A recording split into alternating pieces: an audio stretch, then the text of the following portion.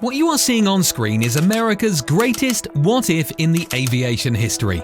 It was supposed to make the Soviet Union irrelevant and make the United States unbreakable. It was supposed to be the fastest interceptor in the world that could reach any aircraft with the speed of Mach 3. The program was valid and it had high hopes, but something from outside of the United States changed the course of that development. The program was stopped because of what happened during the Vietnam War. This is the story of the greatest interceptor that could have been, the Lockheed YF-12. In the late 1950s, at the height of the Cold War, the United States and the Soviet Union went head-to-head in the arms race. Fighter jets and bombers that flew higher and faster than ever before. Strategic thinking inside the Pentagon was already looking ahead, and what they saw was alarming. American air defense doctrine assumed that the next generation of Soviet bombers would fly higher and faster than anything before. Intelligence estimates suggested future aircraft could cruise at 60,000 feet or higher at Mach 2 or more. At those speeds and altitudes, even the capable F-106 reached being outclimbed and outrun. To counter that threat, the Air Force initially placed its hopes in an ambitious new interceptor to replace the aging F-106 Delta Dart with the North American XF-108 Rapier. The XF-108 was designed to cruise at Mach 3, carry long-range missiles, and defend North America from high-speed nuclear bombers. But reality intervened. In 1959, amid unconfirmed Soviet bomber threats and the trend toward offensive and defensive nuclear missiles in the late 50s and 60s, and the rising cost, the XF-108 program was cancelled before it ever flew. Yet at Lockheed Skunk Works, another solution was already taking shape. Kelly Johnson, the legendary engineer behind the U-2, the P-38 Lightning, and the aircraft that would become the SR-71 Blackbird, had a different idea. Instead of designing a brand new interceptor from scratch, Johnson proposed adapting something already in development: the CIA's top-secret Lockheed A-12. The A-12 was already capable of flying above Mach 3 at extreme altitudes. Structurally, it was the fastest manned aircraft ever built.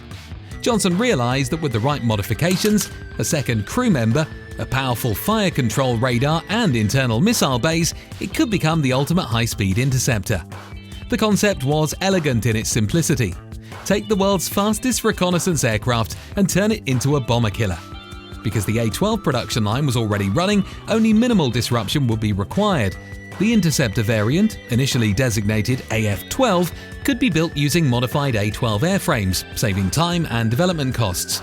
So in mid-1960, the US Air Force ordered 3 aircraft. What began as a contingency solution to a cancelled program was about to become one of the most extreme interceptors ever built. At first glance, the differences between the Lockheed A-12 and the Lockheed YF-12 seem simple: a longer nose and additional fins beneath the fuselage. But those visible changes hid a far deeper transformation. Unlike the single-seat AF-12, to the YF-12 was added a second crew member, the fire control officer. At Mach 3, interception was no longer just about flying. It was about managing radar tracking, target identification, missile guidance, and engagement timing. The workload was simply too great for one pilot. The addition of the second cockpit fundamentally shifted the aircraft from a reconnaissance platform to a weapons system. But the most important change was at the very front of the aircraft. The interceptor variant was designed around the massive AN/ASG-18 that was originally developed for XF-108 Rapier. At the time, the AN/ASG-18 was revolutionary. It was one of the first airborne radars capable of long-range look-down, shoot-down capability, tracking targets at extreme distances, and guiding long-range missiles at supersonic closure speeds. But fitting it into an aircraft designed purely for speed was not simple. The A-12's slender nose had been optimized for aerodynamic efficiency and reduced drag at Mach 3. To accommodate the larger radar antenna, Lockheed engineers completely redesigned and lengthened the forward fuselage. The nose profile changed dramatically, giving the YF-12 its distinct, more pointed appearance. This was not just a structural modification, it altered the aircraft's center of gravity and airflow characteristics. The added cockpit and enlarged nose shifted weight forward and affected directional stability at extreme speeds. To compensate, engineers added ventral fins beneath the engine nacelles and fuselage. These fins improved yaw stability, particularly when the aircraft encountered turbulence or asymmetric airflow.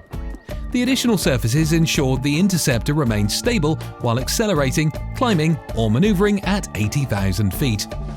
As for the weapons, the missiles would create too much drag, so to preserve the A-12's low drag profile, the YF-12 carried its weapons internally. The aircraft featured 4 bays along the underside of the fuselage. One bay housed additional fire control electronics.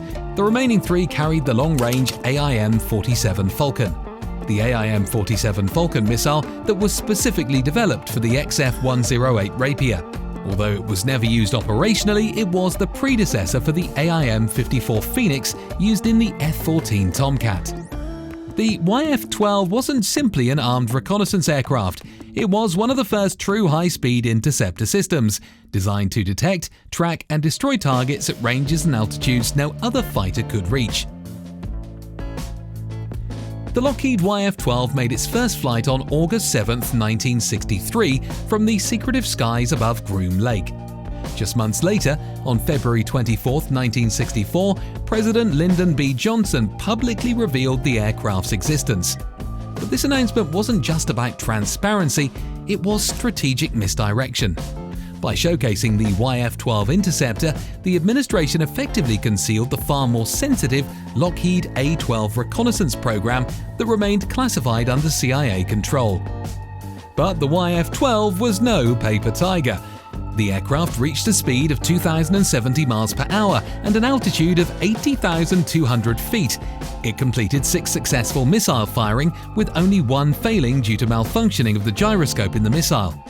In May 1965, the YF-12 set world records for speed and altitude in its class, proving that the Interceptor was not just viable, but dominant. On paper and in the air, the aircraft was a success. The US Air Force believed in it strongly enough to place an order for 93 production aircraft, designated F-12B, intended for the Air Defense Command. Had they entered service, these interceptors would have patrolled North American airspace at Mach 3, ready to engage Soviet bombers long before they approached US territory. But geopolitics intervened. Secretary of Defense Robert McNamara delayed and ultimately withheld funding for full production. The reasoning was not technical, it was strategic and economic.